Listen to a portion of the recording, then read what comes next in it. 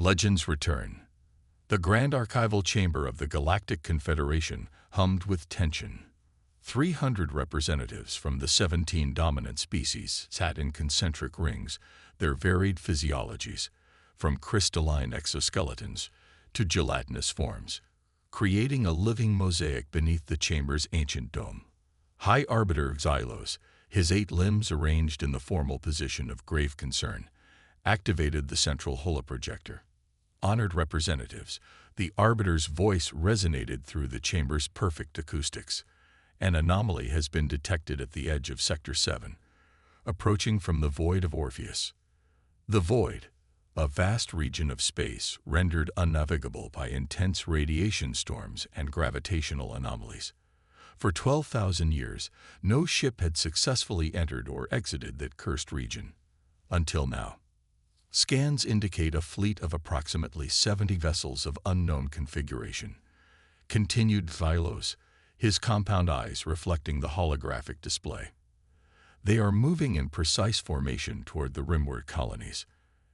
Elder Tholian of the Myriad Consciousness rose, her translucent form shimmering with bioluminescent pulses. Have we attempted communication? We have, Elder. They respond only with a repeating message in an ancient language format. Our linguists have managed a partial translation. The children of Earth have returned. Prepare for reunion. The chamber erupted in whispers. Earth, a word from legend, a mythical homeworld referenced in fragments of pre-Confederation archives. Surely you don't suggest these are the humans? Scoffed War Commander Dravk of the Varangian Imperium, his metallic scales catching the light as he gesticulated with armored claws.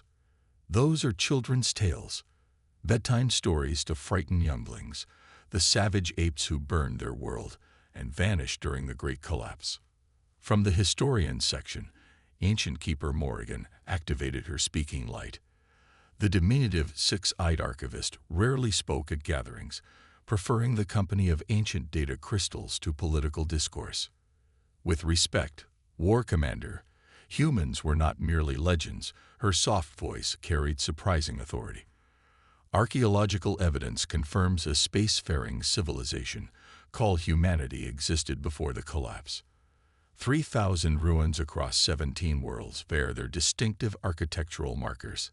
Their sudden disappearance 12 millennia ago remains one of our greatest historical mysteries. Fairy tales. Dravk dismissed. No species simply vanishes then returns after 12,000 years. The debate might have continued, but at that moment, the chamber's security protocols activated. The holodisplay shifted to show real-time footage from the rimward border station. A massive vessel had appeared, angular, utilitarian, marked with unfamiliar symbols. It dwarfed the Confederation patrol ships surrounding it. This transmission is being broadcast from the unknown vessel, announced the security chief. The image changed to show a bipedal being with smooth skin, symmetrical features, and peculiar fur atop its head. Despite minor differences in coloration and features, all representatives immediately recognized the figure from ancient historical records. Human. I am Admiral Helena Chen of the Earth Reclamation Fleet. The being spoke in perfectly translated modern Confederation standard. After 12,000 years of exile in the dimensional refuge we created during the collapse, humanity has returned to reclaim our place among the stars. We come in peace, but we will not be denied our birthright. The chamber fell silent. Legends had become reality. In the 48 hours following first contact, the Confederation had mobilized its diplomatic corps, scientific attaches, and discreetly, its military reserves. The human delegation had agreed to meet aboard the Confederation diplomatic vessel Harmonious Discourse, a neutral location where the first official talks would establish the framework for future relations. Historian Morrigan had been summoned to attend, her extensive knowledge of pre-collapse civilizations deemed essential. She stood now in the delegation chamber, 6 eyes blinking in sequence as she observed the humans up close. They were fascinating. Far more diverse in appearance than the historical records suggested, with skin tones ranging from pale cream to rich brown, heights varying by nearly half a meter, and a surprising range of physical structures. What struck her most was their confidence. They moved through the chamber as if they belonged there, as if they had never left. Admiral Chen approached Morrigan, extending a 5-digited appendage in what ancient records identified as a handshake gesture. The historian carefully returned it. "You must be the ancient keeper," Chen said. "Your historical addresses to the Confederation have been most accurate regarding our species. We appreciate your scholarly integrity." Morrigan's chromatophores flushed with professional pride. "You've been watching our broadcasts. For the past century, yes. Once our dimensional engines could maintain stable observation windows into normal spacetime, we began studying the Confederation that had risen in our absence. A century," Morrigan calculated quickly. "But our long-range sensors only detected your fleet 2 weeks ago." A slight smile appeared on Chen's face. "Your sensors detected us when we wished to be detected, historian. We needed to understand what kind of galactic society had replaced us before making ourselves known." The diplomatic talks began formally, with High Arbiter Xylos welcoming the human delegation. The proceedings were broadcast throughout Confederation space, trillions of citizens watching this historic moment unfold. "We accept your peaceful intentions," Xylos stated, "but surely you understand that after 12 millennia, any territorial claims would be considered outdated. The Confederation has established protocols for integrating new species, and we would be pleased to begin the process off." "Pardon the interruption." Admiral Chen's voice was polite but firm, "but we are not a new species seeking admission. Humanity was spacefaring when your ancestors were still confined to their homeworlds. The 17 worlds of our original sphere of influence may have been settled by others during our absence, but we maintain our historical claim." War Commander Dravk bristled visibly. "You abandoned these worlds for 12,000 years and expect to simply reclaim them. The Varangian colonies on Terra Nova and Arcturus Prime have stood for 9 millennia. We did not abandon anything." Chen's voice remained measured. "We sacrificed everything to save this galaxy, including our place in it." A murmur passed through the delegation. Chen motioned, and a human technician activated a holographic display. It showed images of a cataclysmic event, vast, tentacled entities emerging from tiers in spacetime, consuming entire solar systems. "The collapse was not a natural phenomenon," Chen explained. "It was an invasion from between dimensions. When conventional weapons failed, humanity developed the dimensional refuge engine, technology capable of creating a pocket universe. We lured the entities into a trap, then activated the engine, sealing ourselves and the invaders into a separate dimensional space where we could continue the fight away from the rest of the galaxy." The images showed horrific battles in a strange, physics-defying realm where human ships engaged with cosmic monstrosities.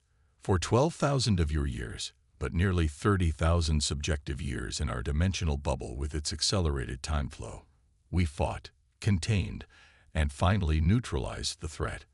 Now we have returned to reclaim what we sacrificed to save you all, only to find ourselves relegated to myth." The chamber fell silent.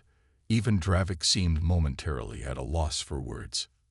Elder Tholian finally spoke. "If what you say is true, the Confederation owes humanity a debt beyond measure. But verification will be required. Our scientists must examine your evidence, study your technology." "Naturally," Chen agreed. "We anticipated skepticism. We've prepared comprehensive data packages and are willing to submit to reasonable verification protocols." Morrigan studied the human delegation carefully. If their claims were true, history itself would need rewriting. But more importantly, the galactic power balance would shift dramatically. A species capable of creating pocket dimensions and surviving 30 millennia of war against cosmic entities would not simply integrate into the existing order. They would transform it. The talks continued for hours, establishing preliminary protocols for verification and further diplomatic exchange. As the session concluded, Morrigan approached Admiral Chen again. "There's one thing I don't understand," the historian said. "If your mission was successful and the threat contained, why return now? Why not earlier or later?" Chen's expression softened slightly. "We monitored the galaxy's development through our observation windows. We waited until we believed the Confederation had reached sufficient technological and social maturity to handle our return without causing catastrophic disruption." "And you believe we've reached that point?" Morrigan asked. "Let's say we're cautiously optimistic," Chen replied. "But we've learned through bitter experience to prepare for all contingencies." As if underlining her point, the entire diplomatic vessel shuddered. Alarms blared, and the emergency communication system activated.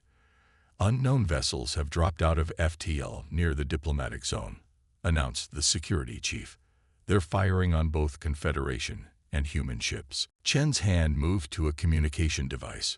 "All Earth fleet vessels, defensive positions. This is not a Confederation attack. Repeat, not a Confederation attack. Unknown hostiles." The diplomatic chamber erupted in confusion. On the view screens, sleek black ships had appeared, their design unlike anything in Confederation records. They moved with impossible speed, weapons carving through the unprepared Confederation escort vessels. The dimensional incursion wasn't completely contained, Chen explained grimly. "We've tracked splinter entities to this galaxy. They've evolved, adapted. We call them the Echoes. They're why we couldn't delay our return any longer." As the diplomatic vessel rocked with another impact, the human admiral's eyes met Morrigan's. "The legends of humanity's return are true, historian. But so are the nightmares we fought. And now, they've found us all." Proving grounds. The diplomatic vessel Harmonious Discourse shuddered under another impact. Emergency lighting bathed the chamber in crimson as representatives from 17 species scrambled for safety. Through the viewport, Morrigan watched the unfolding battle with horrified fascination. The black ships, these Echoes, as Admiral Chen had called them, moved with unnatural precision, their weapons slicing through Confederation shields as if they weren't there. The Confederation Defense Fleet, pride of 17 combined civilizations, was being systematically dismantled. Only the human vessels seemed capable of mounting effective resistance.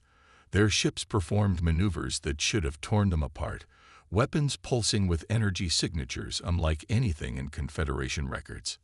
"We need to evacuate," High Arbiter Silos announced, his voice strained but maintaining authority. "All representatives to emergency shuttles immediately." "The shuttles won't make it," Admiral Chen stated flatly. "The Echoes will target any escape craft first. They understand psychological warfare. Your shields can't withstand their weapons. Our fleet has protected the Confederation for 3,000 years."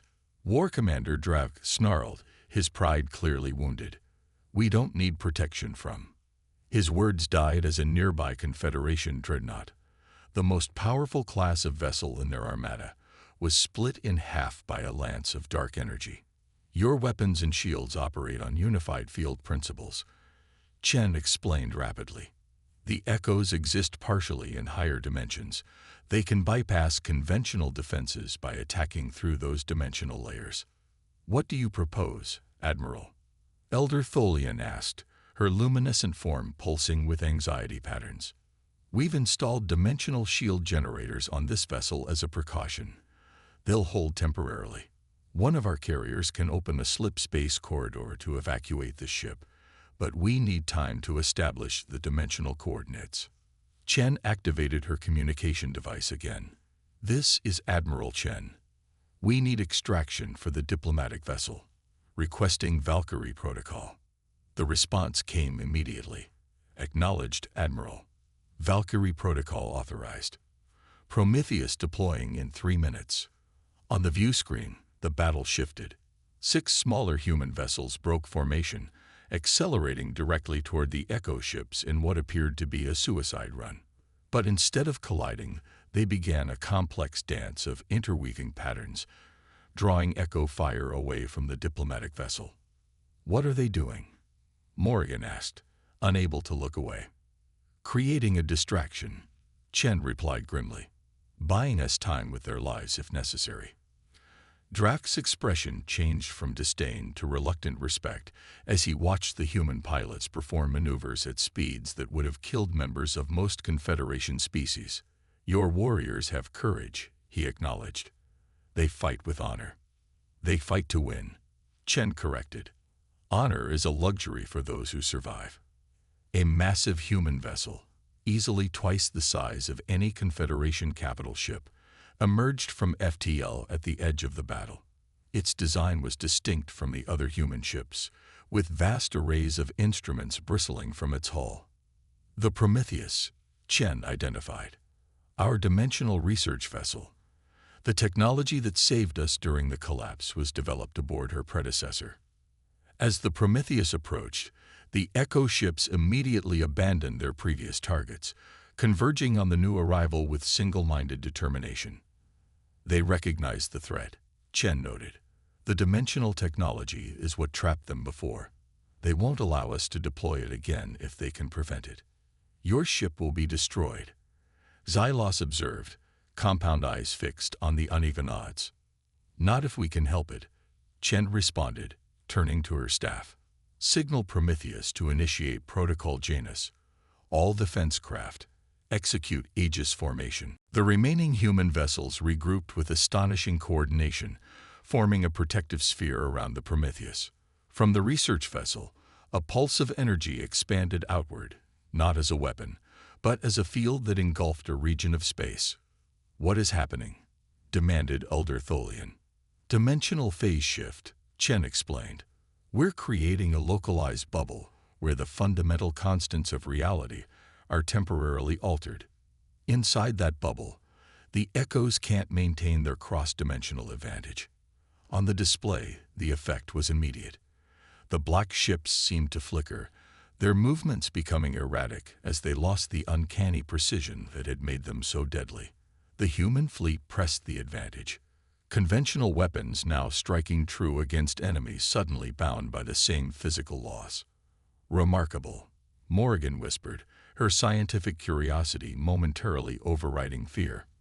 You're not just fighting technology with technology. You're changing the battlefield itself.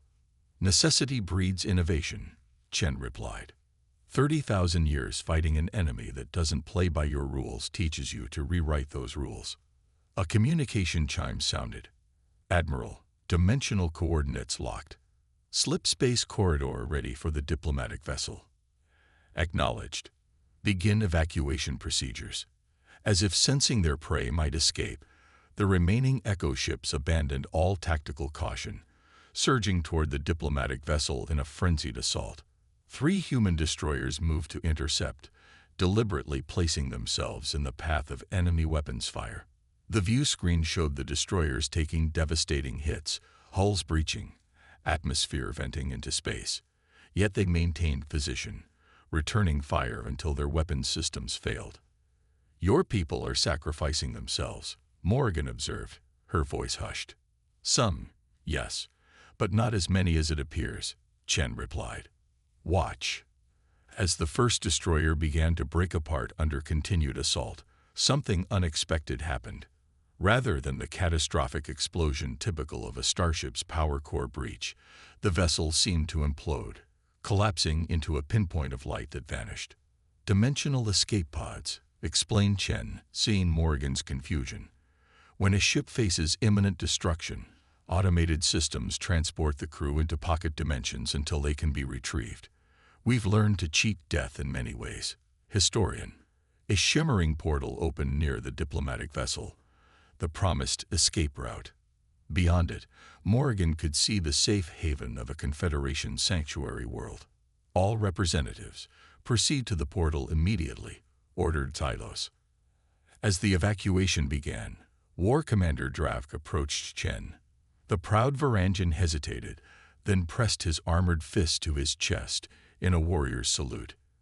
Your people fight with skill I have not witnessed in 9 centuries of service, he acknowledged. Perhaps there is truth to the old legends of human tenacity. Chen returned the gesture. When this crisis is contained, War Commander, I would welcome the opportunity to exchange tactical philosophies with your strategists. Drax's mandibles clicked in what might have been a smile. I shall hold you to that, Admiral, assuming we survive. Survival is something humans excel at, Chen replied. As the last representatives approached the portal, a massive impact rocked the diplomatic vessel. Warning klaxons blared as structural integrity alarms activated throughout the ship. Direct hit to the primary power core, reported a human technician. Dimensional shields failing. Portal stability at 27% and dropping. Chen made an immediate decision. Morrigan, get the remaining representatives through. Now. The historian hesitated. What about you and your staff? We'll take the last shuttle once everyone is clear. It was an obvious lie. With the dimensional shields failing, no shuttle would survive. Chen was staying behind to ensure the others escaped. Morrigan's chromatophores flushed with emotion. The Confederation should know what humanity did here today. Your sacrifice will be unnecessary if you move quickly, Chen interrupted. History is written by survivors. Historian, make sure you're one of them. Morrigan joined the last group of representatives entering the portal. Looking back, she saw Chen directing her staff with calm efficiency, even as another impact sent debris cascading from the ceiling. The historian stepped through the portal into safety, thoughts already racing about how this day would change everything, if there was a tomorrow to change. 3 days later, the emergency session of the Confederation Council convened on Sanctuary Prime. Representatives from all 17 member species gathered to assess the Echo threat and determine a response. High Arbiter Tylos called the session to order. Before we begin formal proceedings, I must address the question that has dominated discussion since our evacuation: the fate of the human delegation and their fleet. A somber mood settled over the chamber. Most assumed Admiral Chen and her staff had perished, along with many of their brave pilots. I am pleased to report, continued Tylos, that Admiral Chen and 78% of human forces survived the engagement. Murmurs of surprise rippled through the assembly. Furthermore, Tylos continued, their counter-offensive successfully neutralized the Echo attack force. The immediate threat has been contained. The chamber doors opened, and Admiral Chen entered, now wearing a formal uniform rather than battle attire. She walked with a slight limp, a bandage visible on her temple, evidence that her escape had not been without cost. Elder Tholian spoke first. Admiral Chen, the Confederation acknowledges your people's actions in defense of this council. Without human intervention, casualties would have been catastrophic. Chen nodded in acknowledgement. The Echoes targeted this gathering specifically because it represented the first formal contact between humanity and the Confederation. They seek to prevent any alliance that might threaten them. You speak as if more attacks will follow, noted Dravk. They will, Chen confirmed. What you witnessed was merely a scouting force. Our intelligence suggests the main Echo Collective has established footholds in multiple systems along the galactic rim. They've been infiltrating this galaxy for centuries, staying hidden, gathering strength. Morrigan stepped forward. The Council should be aware that I verified Admiral Chen's historical claims. Archival records confirm humanity's role in the events surrounding the collapse. The evidence is conclusive. They did sacrifice themselves to save the galaxy from these entities. War Commander Dravk, displaying uncharacteristic humility, addressed the Council next. As head of Confederation Defense Forces, I formally acknowledge that our current technology is insufficient to combat this threat effectively. He seemed to struggle with the words. I recommend we accept human assistance and technological exchange. High Arbiter Tylos surveyed the chamber. Then we face a critical decision. For 12 millennia, the 17 species of the Confederation have maintained peace and prosperity without outside influence. Now we must consider not only accepting a legend returned to life, but embracing an alliance that will fundamentally change our society. With respect, Arbiter, Chen said, you misunderstand the situation. We don't seek to change your society. We ask only for recognition of our existence and cooperation against a common enemy. What develops beyond that should be determined by mutual respect and shared goals." Morrigan observed the human admiral carefully. Despite her injuries and the weight of command, Chen displayed neither arrogance nor weakness, only a pragmatic determination that seemed characteristic of her species. The council debated for hours, voices raised in both support and concern. Finally, High Arbiter Xylos called for a formal vote. The result was 15 in favor, 2 abstaining, an overwhelming endorsement by Confederation standards. "Then it is decided," announced Xylos. "The Galactic Confederation formally acknowledges humanity as the 18th recognized spacefaring civilization, with all rights and responsibilities thereof. Furthermore, we establish the Joint Defense Initiative to coordinate our response to the Echo threat." Admiral Chen stepped forward to sign the historic accord, her expression solemn yet satisfied. As the ceremony concluded, Morrigan approached the Admiral one final time. "For a species consigned to legend," the historian observed, "you've made quite an entrance back into galactic affairs." Chen's lips curved in a slight smile. "Humans have always had a flair for dramatic returns, historian. It's in our nature to defy expectations, especially when those expectations involve our extinction.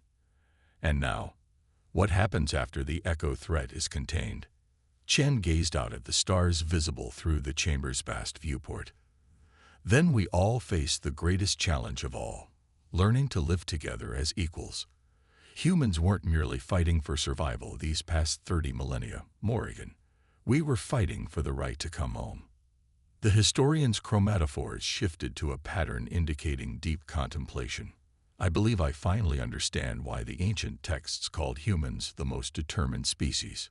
Your legend suggested that humanity would one day return from myth to reshape the stars.